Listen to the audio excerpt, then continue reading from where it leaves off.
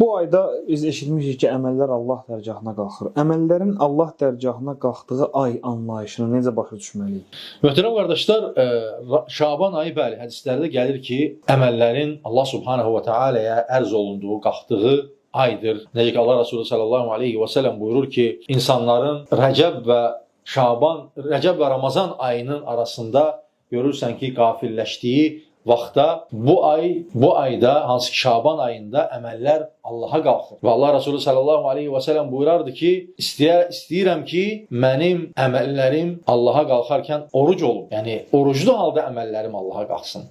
Ona görə bu ay ki, əməllərin Allaha qalxdığı aydır, Şaban ayı. Və mömin də çalışmalıdır ki, bu ayı daha çox ibadətlə keçirsin, itaətlə keçirsin. Allaha əməlləri ərz olunduğu vaxt, qalxdığı vaxt, ucaldığı vaxt onun xeyir əməlləri ucalsın. Necə ki Allah Resulü buyurdu ki, oruclu şəkildə, oruclu əməlim Allaha ucalsın. Və hər birimiz də bunun üçün çalışmalıyıq, səy etməliyik, möhtərəm qardaşlar. Bəli.